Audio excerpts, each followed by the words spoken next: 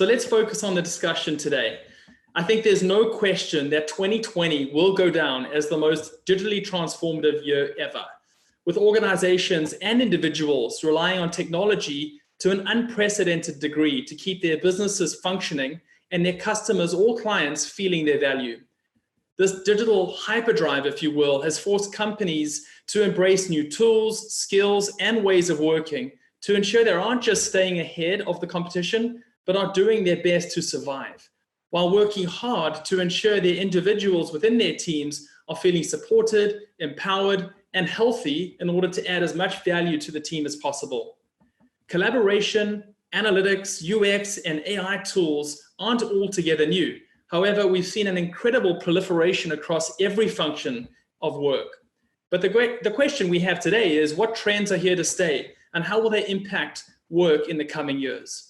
So we'll be discussing the tools successful companies are using, tips for maintaining a supportive virtual work environment, and how 2020 has impacted people and digital transformation roadmaps.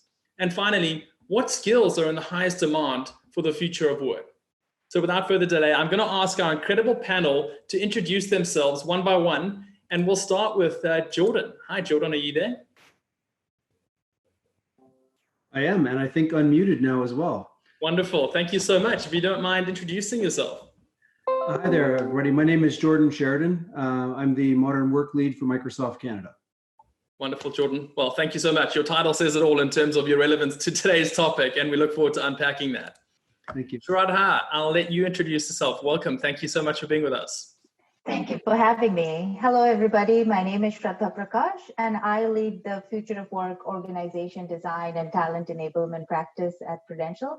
I know it's a mouthful, but I'm sure we'll unpack more about what I do at Prudential in this panel. Wonderful. Thanks, Shraddha. And once again, your title does say it all in terms of the topic of today. And Susan from League, thank you so much for being with us. Hi, everyone. Susan Van Klink. I'm the Chief Revenue Officer at League. And at League, we're North America's leading enterprise health operating system, bringing together all elements of health, benefits, and well-being into a single platform that delivers a personalized experience that employees use and love. Wonderful. Thanks, Susan. Enterprise health operating system. Can't wait to unpack more of that in the discussion. Thank you for being with us. And finally, but certainly not least, Gil, all the way from Israel. Hi. Hi. Hey, everyone. My name is Gil Scheinfeld. I'm the CTO of Fiverr. Fiverr is a marketplace for digital services, connecting businesses with freelancers. Wonderful. Gil, thank you so much. And I've been aware of Fiverr for many years. And I think if there's ever a time for Fiverr to step up to the plate to help the economy, it is now. And we are so happy to have you in the panel.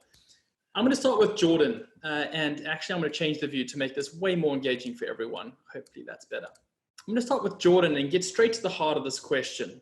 What does the modern workplace look like? And how has that definition changed from a year ago, in your opinion? Well, I mean, an awful lot. If you think back, a year ago, we talked about modern workplace, and we talked about how people were doing remote work, and how we were focused on office structures and open concepts versus traditional cubicle concepts, and all of the different things that we could do to create a truly modern workplace environment. I think if you fast forward now, I mean, that has obviously changed dramatically. I mean, remote work, this isn't exactly new in 2020, but this is really the first time that everybody's had to embrace that and really think about modern work.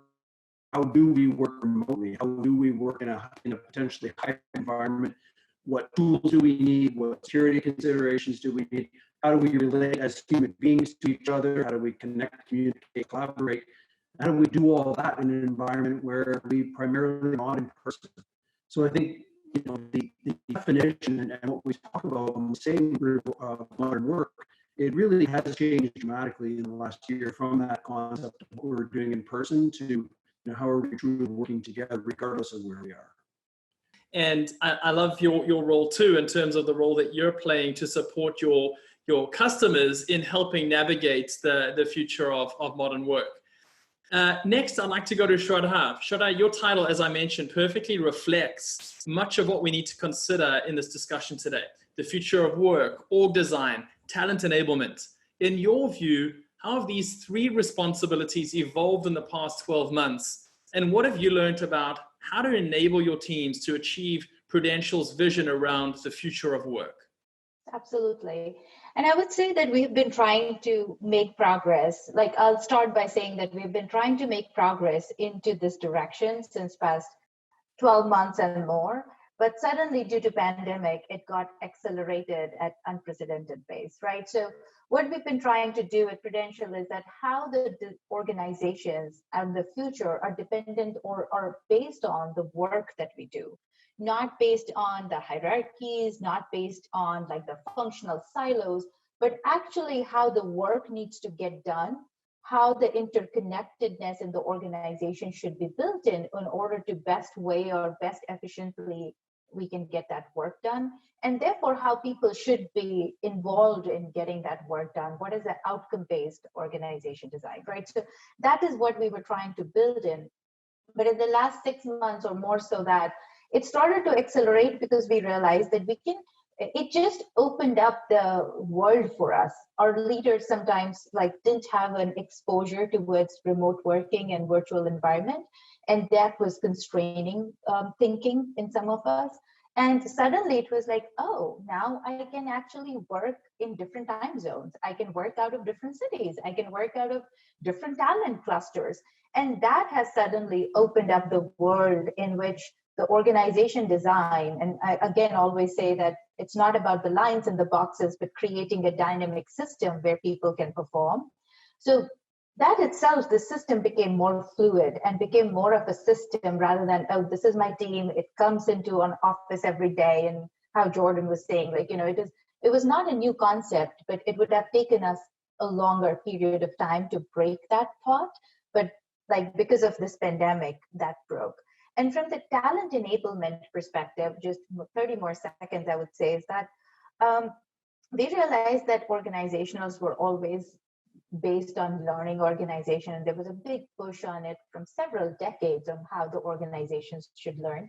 But now it became very clear that the accountability of learning, enabling organization, creating better teams is not limited to a selective few in the organization. It has to be more democratized. The enablement of managers, business leaders on talent topic has to be more pervasive. And that has again become a different reality for us. The talent enablement was like, okay, we'll enable our HR teams, which will enable the managers. But we don't have that kind of leeway anymore, where we need the managers and the leaders to be enabled to be able to run their organization in the most meaningful way. So those are the things that have evolved. And I would say it's evolved for good. It's evolved for the better. That's fantastic. Yeah, really great insight there. Thanks, Shraddha. And the idea of, having agile, fluid systems that are outcomes-based is important, and how you enable your teams to achieve their goals. And we'll unpack that more in a moment. Okay, great. Susan, Liga has been a leader in driving innovation in workforce health. What was the gap in industry that League decided to solve back in 2014? And what does the future of this industry look like in your mind? For us, it's really about how we could help empower people with their health every day. I think everyone who's watching and listening probably understands that the healthcare system is a very complex web of information, providers, employer-sponsored programs, and insurers, and that it's really difficult for both the employees and managers to manage.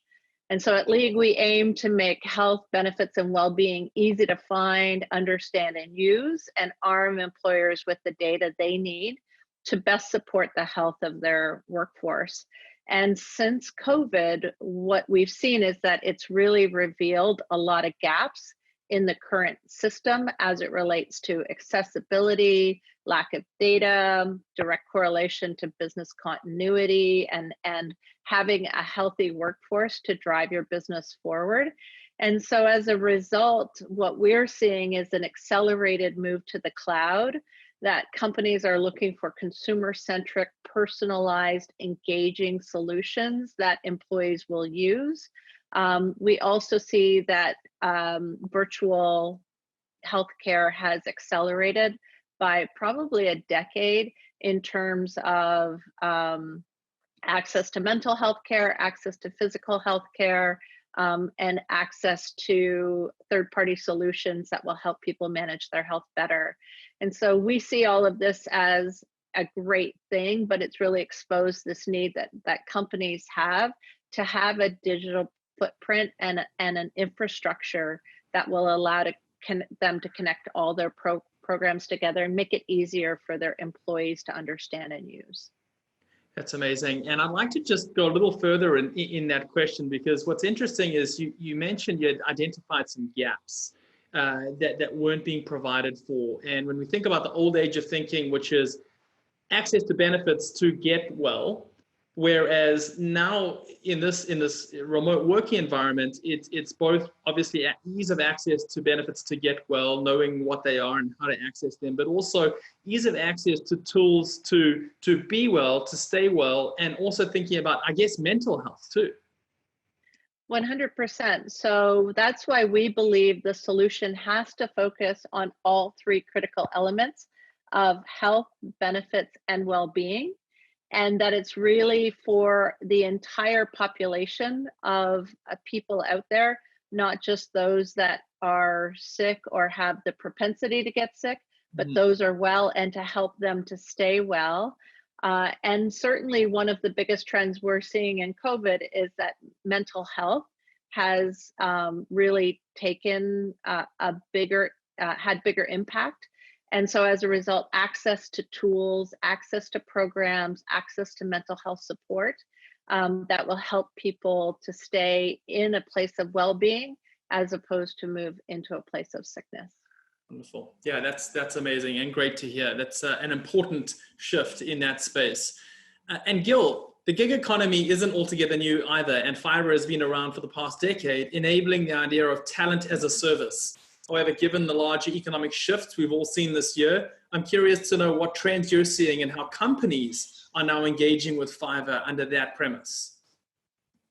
Yeah, so Fiverr vision for the last 10 years is about remote and flexible workforce.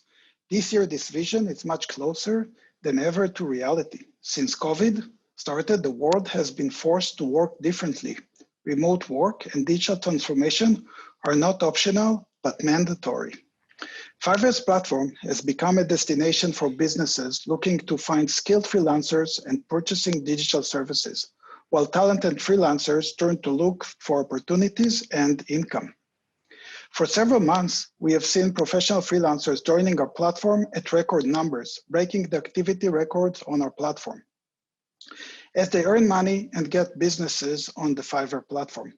We see an increased demand for all sorts of business services, especially for e-commerce related services. Businesses buy services to grow their business, building websites, adding content and marketing it. We see an increased demand for larger and more complex projects on our platform. Wonderful, thanks, Gil. And you think about the struggles and the challenges that businesses have been faced with the last 7 months in terms of having a healthy sort of set of books and making sure that they're not too exposed. The workforce is a big part of that, and being able to have a flexible workforce to a degree is important, I'd imagine, for these businesses that are looking to continue to survive and then ultimately innovate and beat their competition. Yes, definitely. And we see this both for freelancers and for businesses. We see more businesses come to the platform seeking for services that they now in the COVID reality can't find in the real world. They have to find it online. And also many businesses who need to transform their business from the offline world to the online world, and they're using Fiverr as the platform to purchase digital services to transform their business. Yeah, no, that's a trend that I'm glad that you could sort of just reiterate. I had felt it was an intuitive trend, but glad to hear that this is the fact of the reality. And there is a platform that's out there to help those individuals that might have been furloughed or being structured out that have this opportunity to still find that way to build economic value.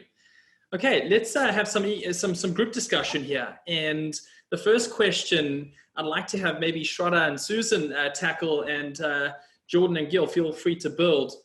What is a typical day like for one of your employees that has changed over the last year, and what was on your roadmap in terms of ways of working, technology enablement, and what changed over the last 7 months in terms of that whole ecosystem?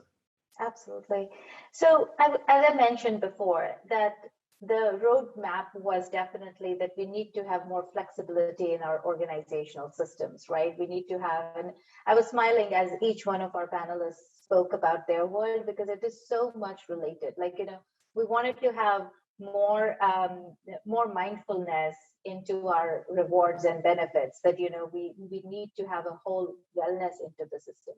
We needed to have a workplace which is more collaboration based, which at the workplace leads to breaking of silos. And we wanted to have like more of gig economy as well, right? Not relying too much onto the full-time employees. So everything was was as part of the roadmap. It just got super accelerated. Now, suddenly we were like, as I said, that we have this new model where previously it was a hitch that I don't know whether that person will be virtual, whether that would be part of the team, whether they will be able to get inducted and onboarded into the team so quickly and have that gig economy feel into it.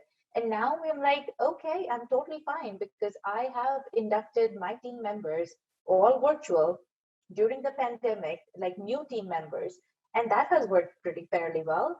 And therefore, I'm totally fine to have new gig workers joining my team just for a seasonal, short-term basis and help me do this work, and I'll be okay.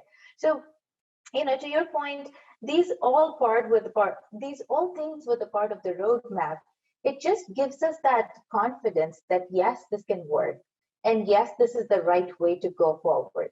But of course, we don't want to throw the baby out with the bathwater. While we are doing all of this, it's very important for us to be mindful that there was an organic ability in the organization to be able to connect the dots over water coolers and over like restroom breaks, over corridors. There was a time when people would meet into the cafeteria and talk about their kids and dogs and whatnot and vacations. Right now, that is losing out, because we don't get bumped into each other on a digital Zoom platform, right? Like we have to set up a specific time in order to meet that. So those kind of how do we create those social bonds organically in a virtual world, or if we go back into the world, as Jordan was saying, that we will never go back 100%. So how is that hybrid model going to have the same kind of collaboration mechanisms and cultural nuances as we are building now? So those are the things that is keeping us very excited about that, how to solve for it. And also we are also realizing that the relationships going forward, we will be built upon work. Like previously, the relationship would be built upon where you sit in the organization, which floor you are in, perhaps what kind of teams that you are adjacent to. Now it is like I'm working with this team and I have relationship with this team. So maybe we'll increase silo working, perhaps. But how do we break that? How do we ensure that the virtual world is conducive to us being the social animals that we are? But it's very much related to each one of what our panelists are saying today. So I'll just let them build on it. Yeah, so a lot of what Shraddha just said resonated with me and with us. I would say that we were very fortunate as a company because we already had an agile working culture in place pre-COVID. And we had the technical infrastructure in place because we had multiple locations across North America that we were already bringing together. So COVID accelerated some of the things that we were already doing, but we didn't have to do like a complete hard shift. But like many other companies now, we're spending a huge amount of time on web-based meetings. There are a lot more meetings. I think if I look at my calendar, because now instead of bumping into people. We are setting meetings to have conversations. That's taking up a huge amount of the day. We have leveraged tools, and we'll talk about this later, perhaps, like Donut, which spontaneously pairs people together to have a conversation that might not have happened naturally. In fact, wouldn't have happened naturally. And I've had many of those meetings over the last 7 months. But really what we're seeing is the tricky part for all of us is maintaining that social connection, combating loneliness, and as a result, really relying on our solution to provide the mental health benefits, the support, the programming that will allow people to deal with that and get the support that they need. So those are some of the things that we've experienced and our employees have experienced over the last year. It's interesting. You talk about having to book meetings just to do the things that happen naturally before, and I think we've seen that as well. I adopted small thing like having a virtual coffee with my team, with my leadership team scheduled every morning. Right? We didn't meet every day as a leadership team pre-pandemic, and all of a sudden, just putting a half hour in the calendar to be able to, and we sort of, if somebody tries to start talking about a work topic, we remind them that we're having coffee, and then they can save that for later. But just that ability to connect as humans. And it's interesting. You mentioned the mental health aspect, Susan. When this started, it would have seemed evident that productivity would go down because we're worried that people weren't be able to go to the office and commute and do all of these things. And the mental health would probably go up because people weren't having to do all those things like commuting. But what we learned, 5-6 months later, is it was actually the inverse. And I think that's an awful lot. And we're going to talk more about that today. Yeah. It's a huge realization is that productivity isn't the problem right now. It's how do we talk about how a workday has changed. How do we start to put some lines on that workday and get this back in balance a little bit? Yeah. I love that idea of how do you break people out of their silos? Because even in your example there, Jordan, it's your leadership team, which is arguably in a silo, and design teams and engineering teams.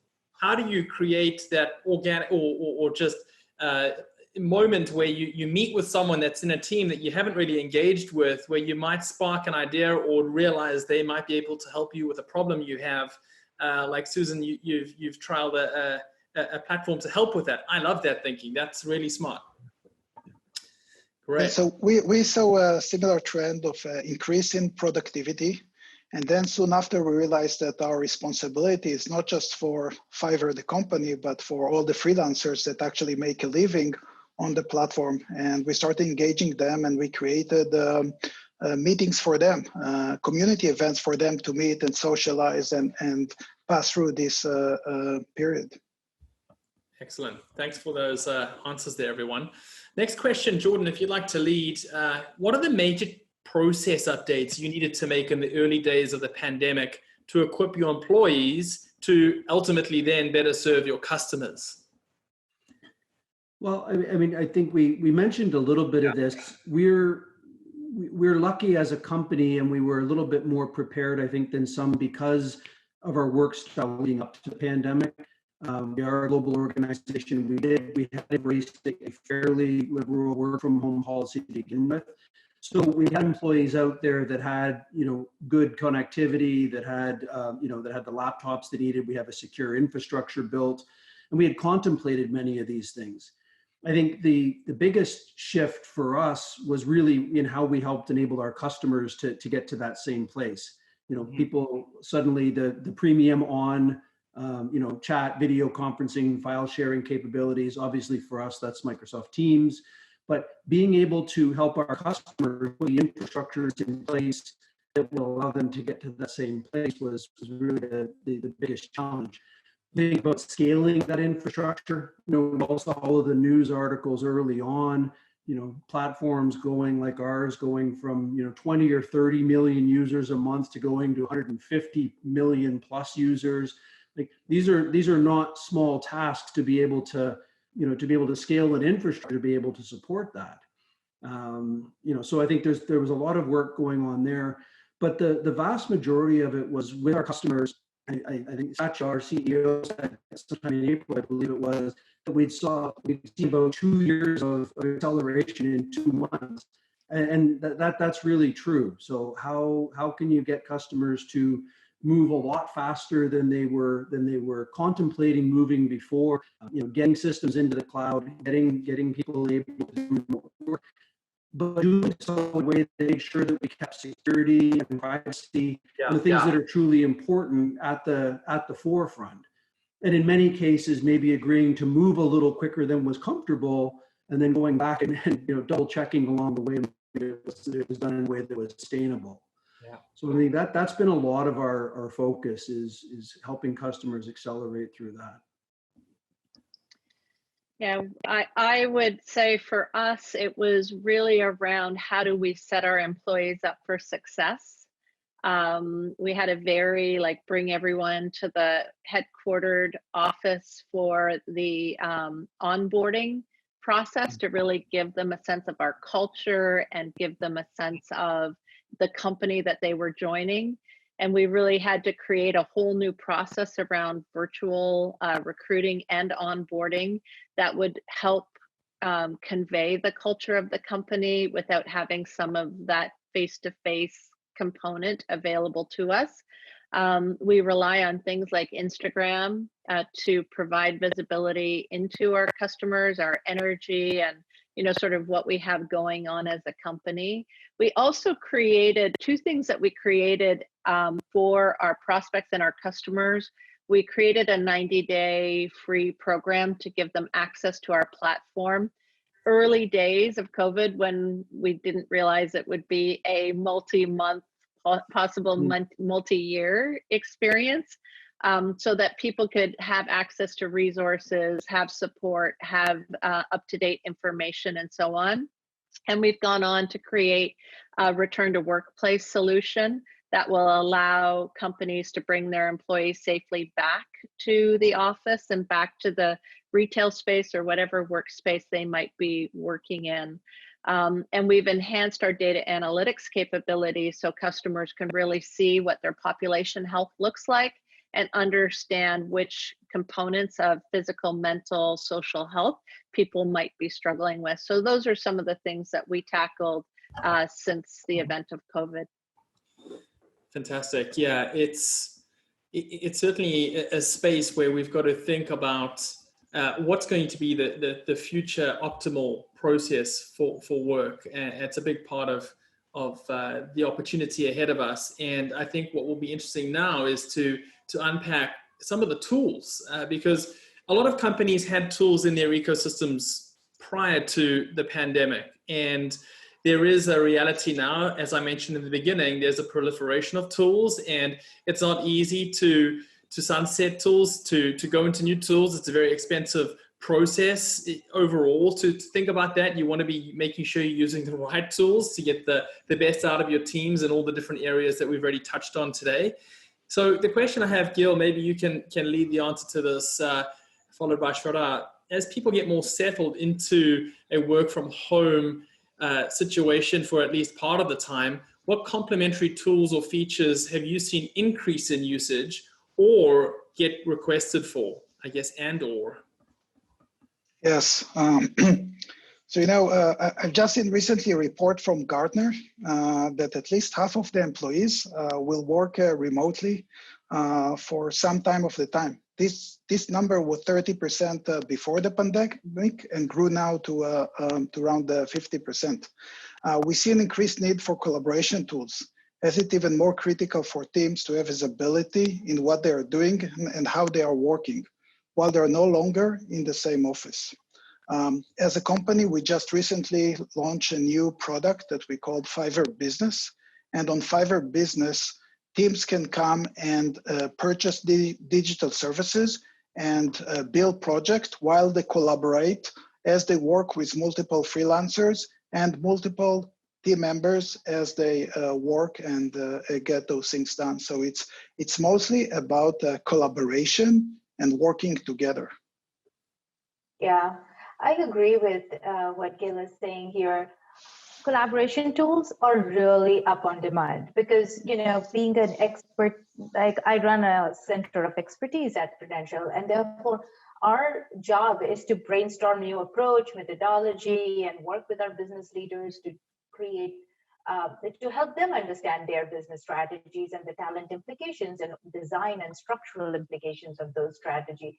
And it requires a lot of design thinking and brainstorming and, post-it noting, and which is like, very, it becoming very difficult. So those kind of collaboration tools, and there are some in the market, and I'm sure that there will be needs to enhance those and make it more, is that how do we actually do that, replicate that design thinking experience in the virtual world? So certainly that collaboration tool is very much up in demand. The other thing which I realize, and which we have realized is that every organization is now starting to shift into a technology organization. So even though we are selling insurance or any other product for that matter, the experience that customer wants is that one-click experience from Amazon, right? And which is very difficult to replicate that when your medical needs to happen while selling insurance, something like, you have to have an underwriting, you have to have those documents. And so, which used to happen very eclectic way in person. And that was the model that the business was running on, because those were based on relationships, that you create those relationships and sell the financial well-being to your customers. Now, suddenly it is more about convenience. It's more about building or bringing the same experience on a digital platform. So from that perspective, our businesses are definitely feeling that if we need to provide that kind of technology enhancement, how are the processes that we need to change ourselves? And what are the structural implications of it? What are the people implications of it? But so I think it also has given that when we all get into a virtual world, our expectation is pretty different from what we expect a person to deliver for us. And that is also pushing a lot of demand for us in those customer experiences. Mm-hmm. Yeah. And I think you just touched on something that I'd like to also move into, which is technology enabling the future of work. And it's hard to have that discussion without thinking about the role that AI and machine learning is going to have, not just from a customer experience standpoint, but from an internal team enhancement and efficiency standpoint. So Gil, being the CTO at Fiverr, how do you currently use AI or machine learning to help your team work smarter? Yes, definitely. So Fiverr platform is an e-commerce platform. We have all sorts of AI algorithms and machine learnings, whether it's a search, smart recommendation, smart matching of freelancers with the right buyer to it. As example, I already told you that we saw an increased number of freelancers joining Fiverr platform during the pandemic. And as they come, we have an algorithms that detects the quality of the freelancers and then onboard them into the platform and make them successful. We improve that algorithm as the pandemic started, because the number of freelancers were much larger than this algorithm used to handle. And by that, we kept our manual curation team the same size while the algorithm improved, and we were able to use that to have more freelancers join successfully Fiverr and start earning money. Amazing. Susan, I'd like to shift this one to you now, because what's interesting about using AI and machine learning in the workspace, not just from an external standpoint, but from an internal standpoint with teams, is how to use data to help us understand how an individual might be feeling or performing based on time that they've spent at a computer. How do we collect that data to then basically flag managers where someone might have been working way more than they should have for a long period of time, to be able to manage that individual so that they don't burn out? Are you guys thinking in that vein in terms of how you can start to use internal AI and machine learning tools to improve the health and well-being of individuals?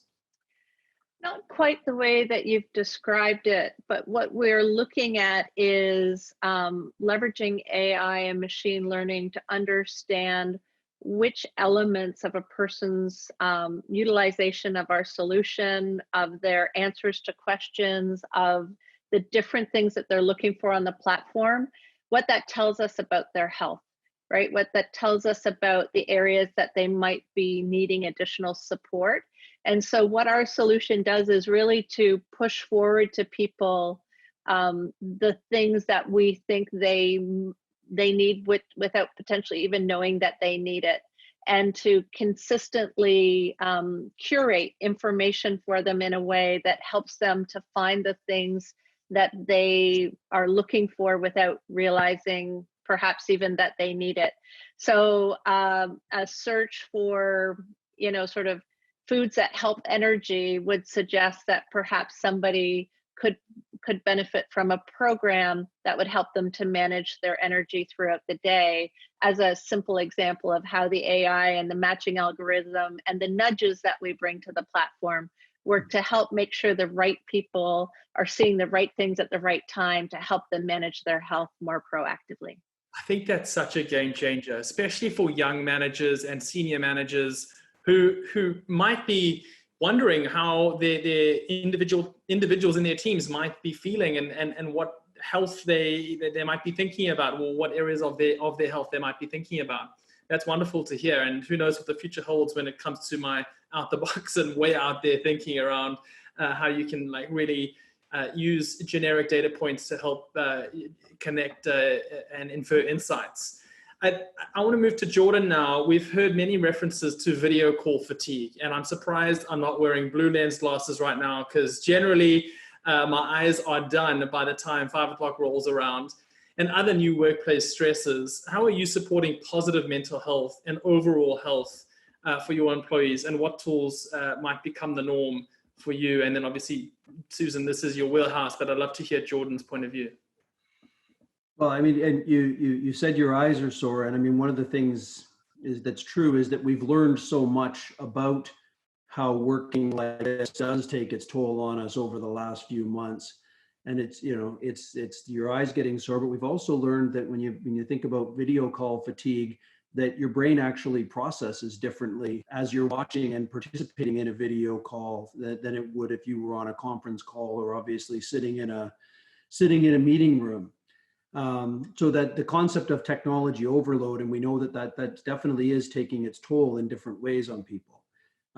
We released our workplace trend index back in July, and it showed that a lot of people are feeling less connected since they moved to remote work, and they experience more video fatigue than they do during in-person collaboration.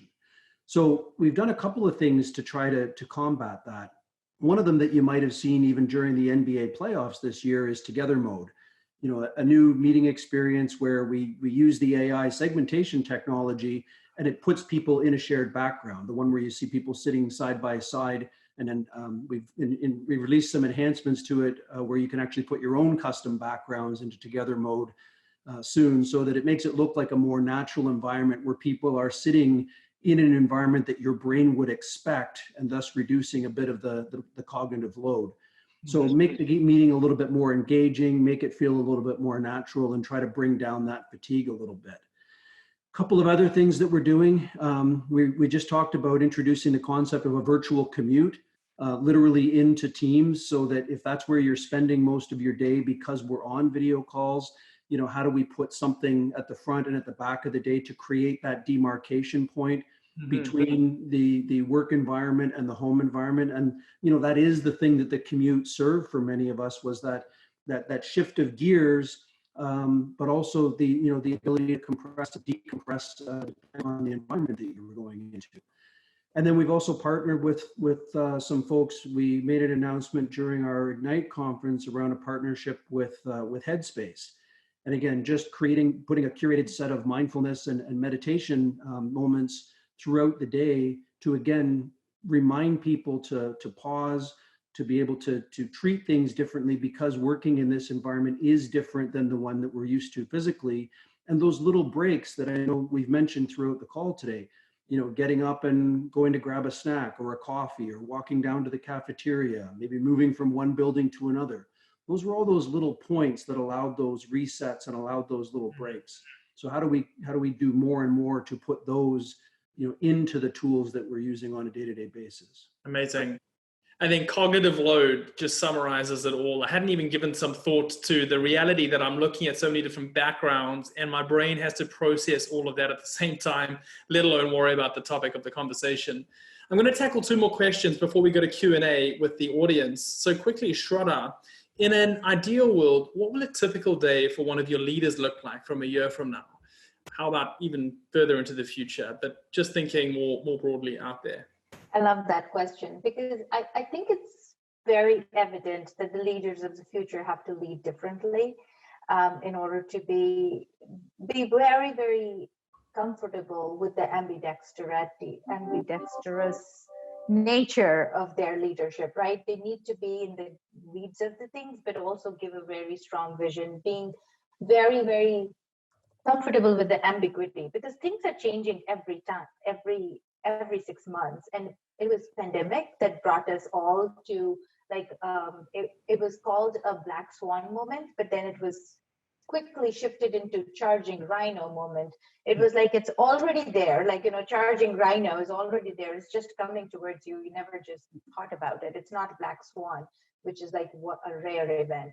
So, we will more and more have these charging rhino events where because of the pace of change that we are experiencing, what we would have experienced in a decade, we are experiencing in 2 years. So it's very packed, and the leaders need to be comfortable with that kind of ambiguity and the pace of change and decision making without having enough data set.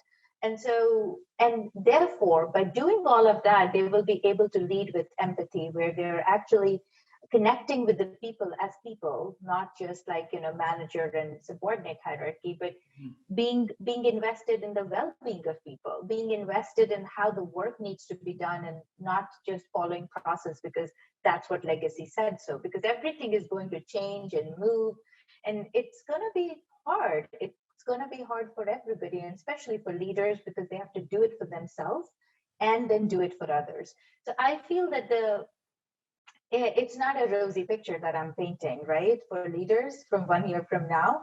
But I think that's what it is, that's the reality that we need to accept as leaders.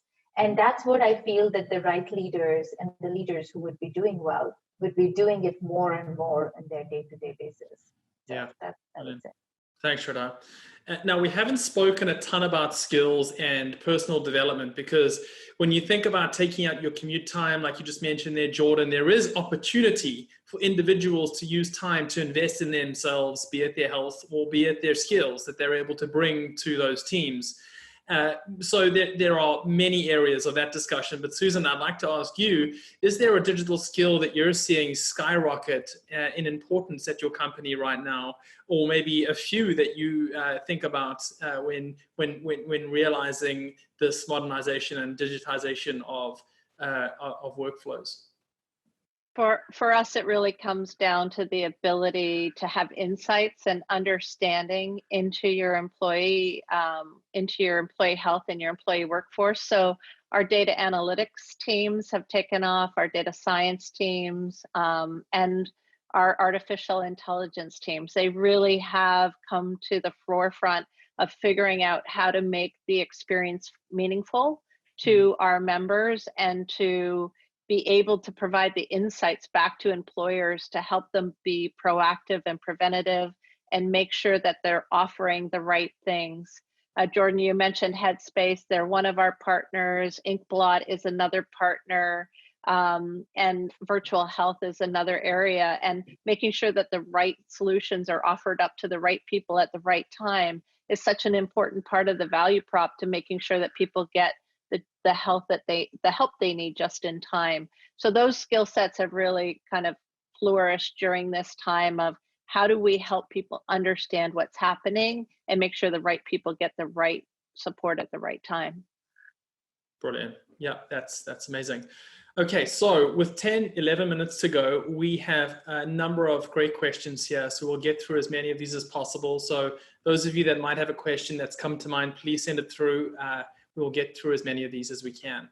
So I guess it's rapid fire round, and do your best to keep the answers as succinct as possible, and we'll get through as many as we can.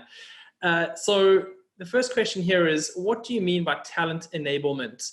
And I think who would like to take that one? Maybe I can take it. Go for it. Yeah. Yep. So talent enablement basically means that you are helping your talent, which is across, like, I'm not taking it individual contributors and managers separately, but your talent to be able to actually lead and drive the business strategy to produce outcome. It's like a collective democratized way of ensuring that your talent understands that how the work is done, what it requires to get work done, how the skills should be created, who is doing that work, and basically what are the connection points. Typically, we have always outsourced it to either consulting firms or very few people in the organization who would do it for them. But this is a new concept. What we are saying is that everybody in the organization should be responsible for doing a bit of it. And that is what is talent enablement. Fantastic. Great answer. Question here from Sarah. We are now having to hold virtual recruitment events and interviews. Usually we use group exercises to enable us to learn more about candidates' behavior. How can we use technology to replace this interaction?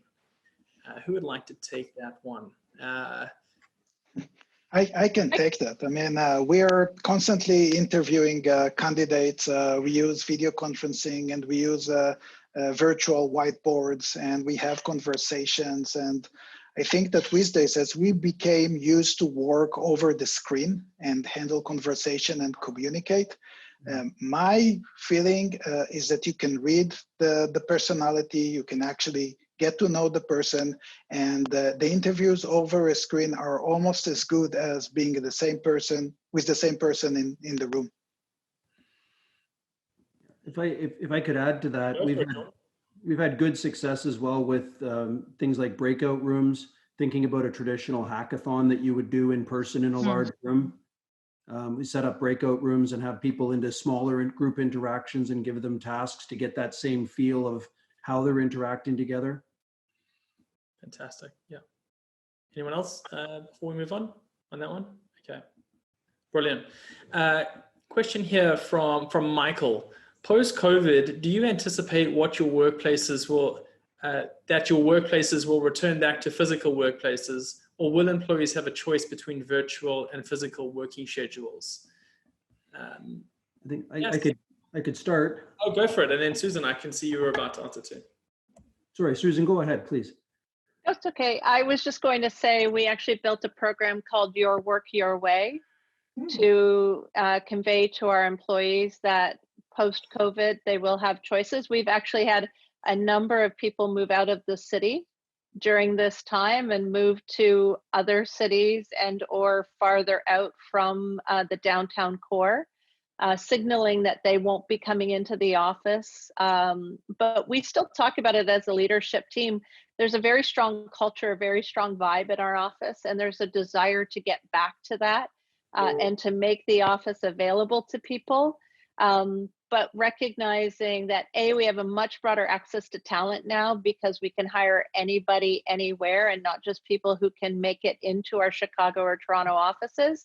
And then also this idea that some people prefer working virtually and prefer coming into the office as needed as opposed to every day. So giving people more flexibility and the ability to work their way is really one of our core tenets going forward.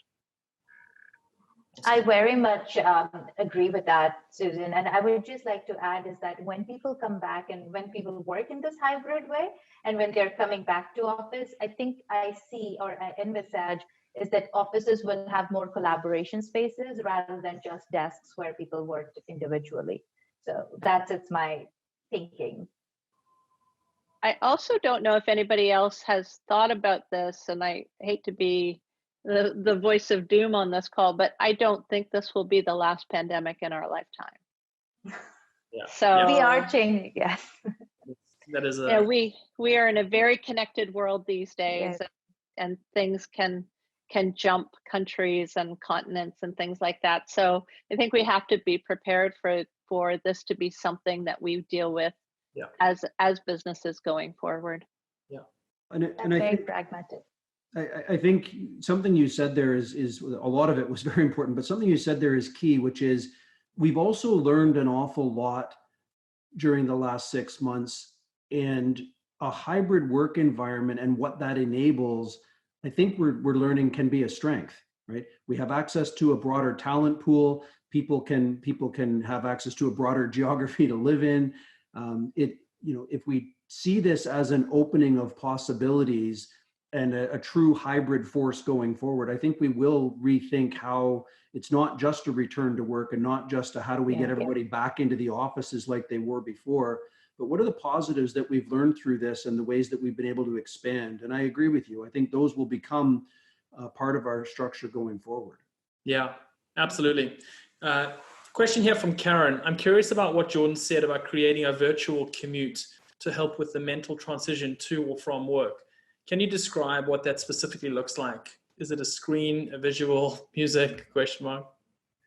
It potentially all of the above. We'll see how we actually implement it in the tool when we release it. But it is that idea of, first and foremost, starting with a calendar block of time that says this is the commute time. So creating that demarcation point for where your home life starts to transition to your work life, and importantly, where your work life transitions back to your home life at the end of the day. And we've talked about things like activities that would be included in that time. Is that where the coffee chats go? Is that where you could have some of that guided meditation that we talked about? Pictures that are in the background, we know that we're learning help change people's mental states. Anything that would help to create the virtual version of that literal shift in location that occurs physically, that we can now help that shift occur in your mind as you're staying in the same physical spot. Yeah, brilliant. Thanks, Jordan. Question here from Abby. What collaboration tools are you using and how do you like them? Okay, so big question, Abby. There's a lot out there. So, Jordan, it's safe to say Teams is where it's at. Yes, absolutely. I'm biased there. Yeah, and there are a lot of other ones. So, without any sensitivities around the other options out there, Shraddha, what are your thoughts in this space? Yeah, I mean, I've used something called Mural, Mural-y, I think it's called. And it's not something that I use personally, but I've used it in many collaboration spaces. And I like that a lot because I can use flip charts and a lot of post-it notes there, and multiple teams can be there to collaborate. But as I said, there are so many things in Teams and in WebExes where we can do whiteboarding there as well. So it's about what exactly your team feels comfortable in and how we can replicate in a digital space is helpful. So there's a lot out there. I mean, a good quick Googling can help as well. And also finding a tool that suits and fits your culture too. Yes. Yes. The agency is different to the big corporate, and exactly. And tools have different functionalities.